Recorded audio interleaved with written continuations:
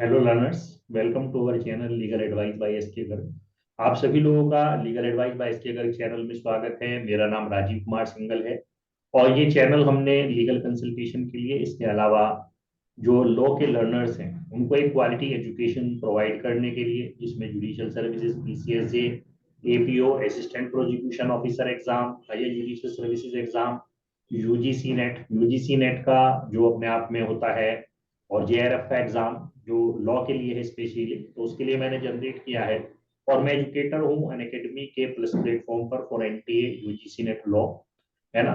तो आज आपके साथ हैं आशिया फारूकी जी, जिन्होंने Jammu and Kashmir assistant prosecution officer exam को फर्स्ट अटेम्प्ट में क्वालिफाई किया है। तो आशिया जी आपको अपने एक्सपीरियंस के बारे में बताएंगी और साथ में ये बताएंगी कि किस तरह से उन्होंने अपनी प्रिपरेशंस की, कितनी स्टेजेस एग्जाम की रही, है ना। तो मिलते हैं आशिया जी से। सबसे पहले हमारी तरफ से बहुत बहुत कंग्रेचुलेशन आशिया जी को इस ग्रैंड जो उन्होंने सक्सेस पाई है अपने फर्स्ट अटेम्प्ट में प्रोसिक्यूशन ऑफिसर एग्जाम के, जो कि अपने आप में गेजेटेड ऑफिसर ग्रेड एग्जाम है ना। तो आशिया जी थोड़ा सा अपने बारे में बताइए, आप कहाँ से हैं, क्या आपका नाम है और क्या आपकी क्वालिफिकेशन है, आपका मीडियम क्या रहा है, थोड़ा इसके बारे में हमारे लर्नर्स को बताएं। Thank you very much sir. तो मेरा नाम है आसिया फारूक, मैं श्रीनगर से बिलोंग करती हूँ। सर डिस्ट्रिक्ट बारामूला पड़ता है मेरा, जम्मू एंड कश्मीर से। तो मैंने सर अपनी एलएलबी यूनिवर्सिटी ऑफ कश्मीर से कंप्लीट की है 2017 में। और उसके बाद मैंने अपनी LLM central university of Haryana से कंप्लीट की है। करंटली मैं देश भगत यूनिवर्सिटी पंजाब से अपनी पीएचडी परस्यू कर रही हूँ। और मेरा मीडियम शुरू से इंग्लिश रहा है। तो ये जो एग्जाम हुआ प्रोसिक्यूटिंग ऑफिसर का, ये यहाँ पे प्रोसिक्यूटिंग ऑफिसर गेस्टेड एग्जाम हुआ। यूनियन टेरिटरी हो, हमारा यूनियन टेरिटरी बनने के बाद फर्स्ट स्केल का ये एग्जाम था। तो मेरा भी ये फर्स्ट अटेम्प्ट ही था। तो मेरा आज तक किसी और एग्जाम में कोई अटेम्प्ट नहीं रहा है। तो सर ये 3 स्टेज एग्जाम होता है, प्रीलिम्स, मेंस और इंटरव्यू पर्सनालिटी तो टेस्ट कहने होता का है। मतलब ये कि तो आशिया जी ने जम्मू कश्मीर रीऑर्गेनाइजेशन एक्ट आने के बाद, जब जम्मू एंड कश्मीर एक यूनियन टेरिटरी के फॉर्म में कॉन्स्टिट्यूट हुआ, तो फर्स्ट टाइम ये एग्जाम कंडक्ट किया गया स्टेट गवर्नमेंट के द्वारा प्रोसिक्यूशन ऑफिसर का। और 3 स्टेज इन्होंने बताया कि एग्जाम रहा है, प्रीलिम्स, मेंस और उसके बाद में इंटरव्यू, है ना। तो उसको फर्स्ट टाइम में जी क्वालिफाई किया है ना।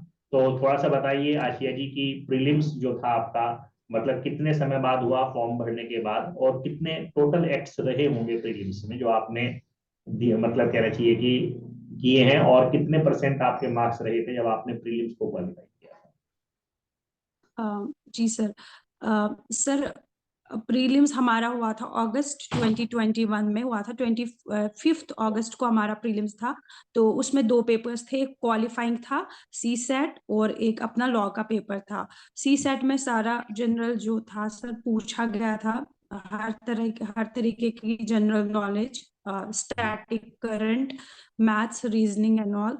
तो लॉ से जो थे सर मेन सब्जेक्ट्स थे constitution of India, CrPC, IPC, Indian evidence act, CPC और transfer of property act. Minor laws में थे unlawful activities prevention act, POCSO था, एनडीपीएस था और रिऑर्गेनाइजेशन एक्ट था। तो ऐसे करके सर 14 सब्जेक्ट्स थे, छोटे बड़े मिला के, और रिसेंट डेवलपमेंट्स इन लॉ इसमें इंक्लूडेड था।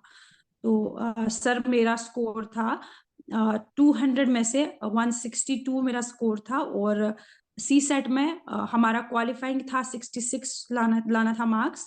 तो मेरे 100 मार्क्स थे आउट ऑफ 200।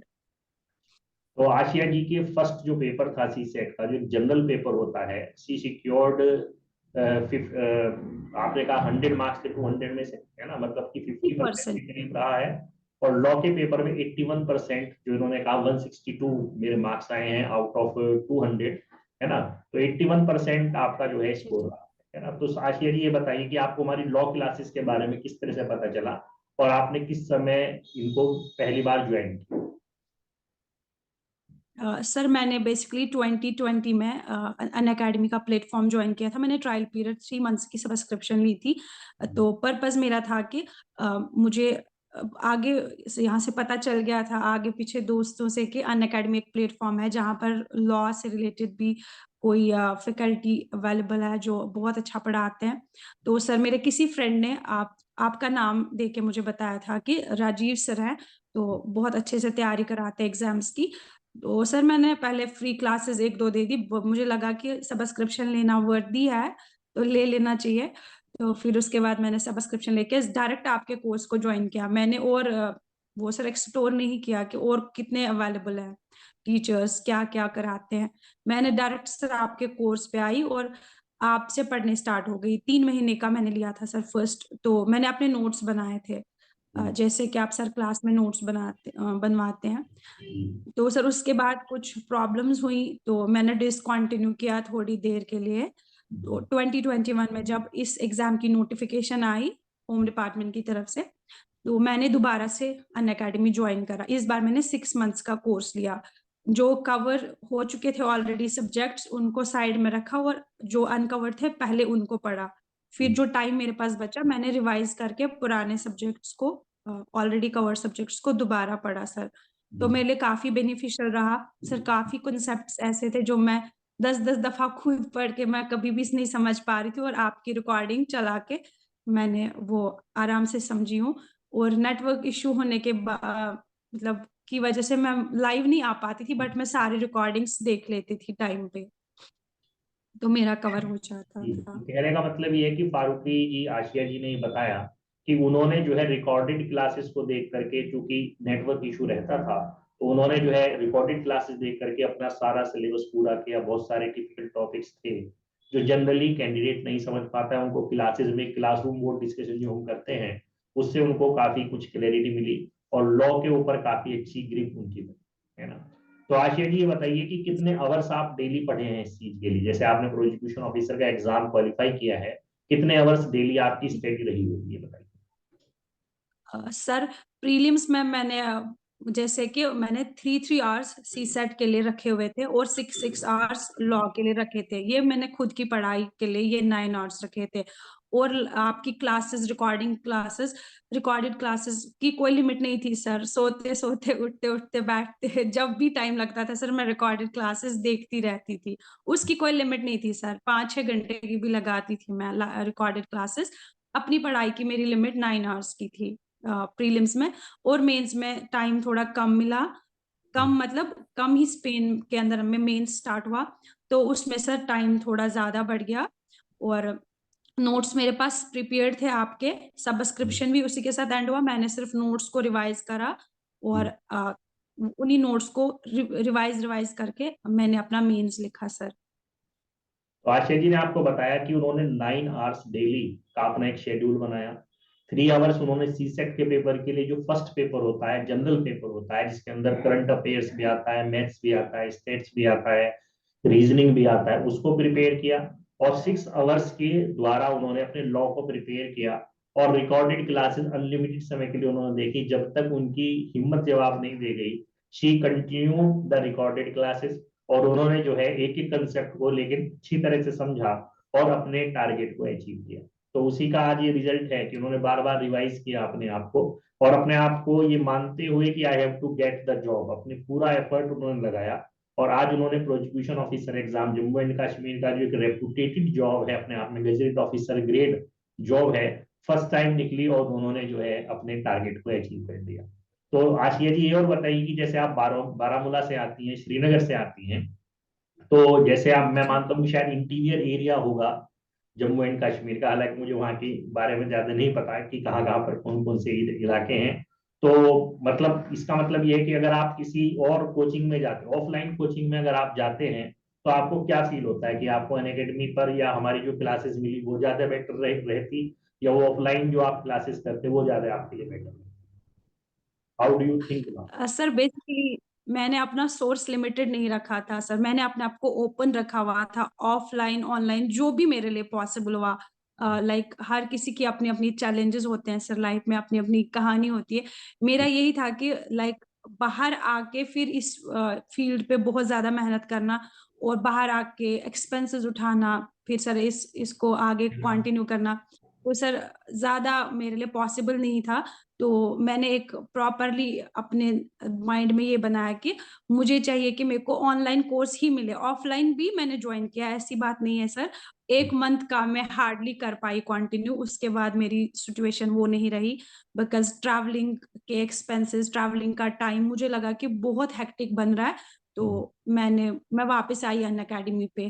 तो मेरे को यही बेटर लगा कि ऑनलाइन ही मेरे को बहुत ज़्यादा बेटर फ़ील हुआ।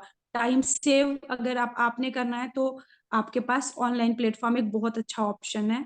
बिकॉज़ मैंने दोनों चीज़ ट्राई किया। मैंने ऑफलाइन भी ट्राई किया, बट मेरे को बेटर ऑनलाइन ही लगा। तो आशिया जी ने आपको टाइम बताया। कंज्यूमिंग है सर, काफ़ी टाइम कंज्यूमिंग है ऑफलाइन वाला सिस्टम, काफ़ी टाइम जी कंज्यूमिंग है, और आपने वापस आके रिवाइज़ भी करना है। आप जी थक भी जाते हो, आपने जाने के लिए रेडी भी होना है, आपने ट्रैवलिंग भी करनी है। तो जी इसमें अपने कंफर्ट ज़ोन में आप कभी भी उठ के आप क्लासेस दे सकते हो, कभी भी उठ के आप लिखने स्टार्ट हो जाते हो। तो जी इसमें कोई लिमिट नहीं है सर, और जितनी बार चाहते हो क्लासेस को रिवाइंड करते हो, कहीं पे कुछ भी मिस होता है आप दोबारा देखते हो। जी। तो आशिया जी ने आपको बताया कि एक कंपैरिजन, उनके मतलब उन्होंने अपना एक्सपीरियंस बताया है कि ऑफलाइन क्लासेस भी उन्होंने ज्वाइन की और ऑनलाइन क्लासेस के लिए भी उन्होंने अपना जो है ओपन रखा अपने आप को, लेकिन दोनों को कंपेयर करने के बाद ये पाया कि अपना अगर आपको टाइम सेव करना है, एनर्जी सेव करनी है, तो online classes is a better platform than the offline classes. और फिर उन्होंने ऑनलाइन क्लासेस की तरफ रुख करते हुए अपनी जो है एजुकेशन को पूरा किया। अच्छा ये बताइए आशिया फारूकी जी की, जैसे कि अधिकतर लोग सोचते हैं कि ऑफलाइन क्लासेस में अगर हम जाते हैं, बड़ी सिटीज में जाते हैं, तो हमको एक क्वालिटी एजुकेशन उनके सामने एक पर्पज होता है प्राप्त करना, है ना। और आपने हमारी क्लासेस ऑनलाइन प्लेटफॉर्म से ज्वाइन की, तो आपको क्या लगा कि यहाँ पर एक क्वालिटी एजुकेशन प्रोवाइड की जा रही है, या वहां पर आपको ज्यादा और ज्यादा बेटर एजुकेशन मिल सकती है? क्योंकि आपने दोनों तरह के अ, प्लेटफॉर्म ज्वाइन किए हैं, तो आप ज्यादा अच्छी तरह से बता सकती हैं इस बात को। जी, जी। सर बेसिकली ये है कि मैंने ऐसे माइंड बनाया हुआ था कि मुझे गाइडेंस प्रॉपरली जहाँ से भी मिलेगी, मैं ओपन हूँ हर किसी प्रॉपरली जहाँ पे भी मुझे गाइडेंस मिलेगी, मैं वहाँ से गाइडेंस लेने के लिए रेडी हूँ। बट मेरे को ये था कि अल्टीमेटली लिखने जब मैं बैठ जाऊँगी तब मैंने ही लिखना है। तो इसलिए मुझे जहाँ पे भी बेटर ऑप्शंस मिली, मैंने सब कुछ एक्सप्लोर किया।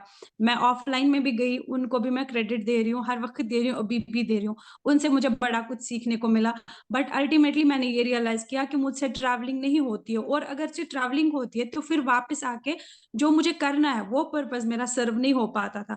तो मैंने अपनी टीचर से बहुत आराम से बात की, मैंने कहा कि मुझसे नहीं हो पाता रोज़ आना-जाना और फिर क्लासेस करना, और फिर मेरे से रिवाइज़ नहीं होता। तो मुझे मेरा सारा वक़्त आने-जाने में ही लग जाता है। तो इसलिए मैं घर बैठ के कोई कोर्स जॉइन करूँगी। उनकी क्लासेस भी मैं करती रही, अनअकैडमी पे भी क्लासेस करती रही। तो मैंने दोनों तरफ से नॉलेज गेन कर ली, मैंने कहीं पे अपना नुकसान नहीं होने दिया। तो बैलेंस करके ज़्यादा फ़ायदा ऑनलाइन का ही लिया मैंने। तो कहने का मतलब ये है कि जिस तरह से हम एग्जाम रूम में होते हैं और 3 आवर्स में हमको जो है सब कुछ अपना जो हमने पिछले, ये समझिएगा 10 इयर्स की नॉलेज में लिया होता है, वो सब हमें दिखाना होता है, अच्छी तरह बेटर शो करना होता है। उसी तरह से आशिया जी ने अपनी प्रिपरेशंस में भी अपने टाइम को ज्यादा अहमियत दी और अपने टाइम को ज्यादा ज्यादा सेव किया, ज्यादा ज्यादा आउटपुट लेने की कोशिश की, जिसकी वजह से उन्होंने आज सक्सेस पाई। तो आशिया जी आज आपकी एज मैं समझता हूँ शायद 27 या 28 ईयर्स के करीब रही होगी, 28। और आपने जो जी, है जी। प्रोसिक्यूशन ऑफिसर एग्जाम क्वालिफाई कर लिया है। तो क्या आगे आपके क्या टारगेट्स हैं, क्या ड्रीम्स हैं, क्या बनना चाहती हैं?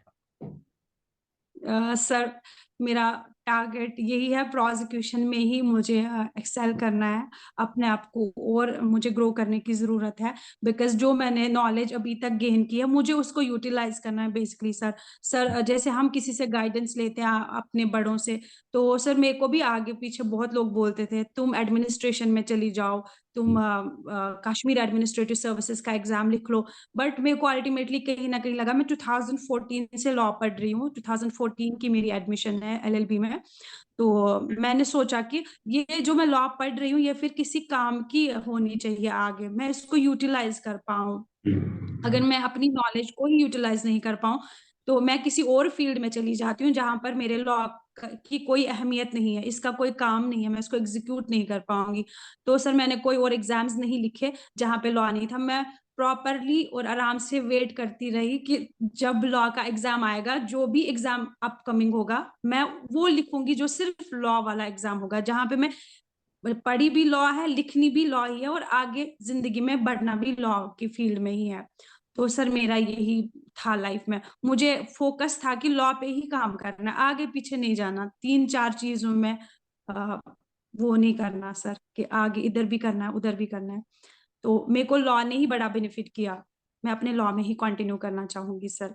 आगे इसी फील्ड में जो अभी तक पढ़ा उसको अभी यूटिलाइज करने का टाइम आ चुका है सर, अभी इसको अच्छे से प्रॉपरली यूटिलाइज करूंगी सर। और जिन जिन बहुत को अच्छा लगा जैसे आशिया मेरी तरह, जी, मुझे आपसे जो है ये बात सुन के।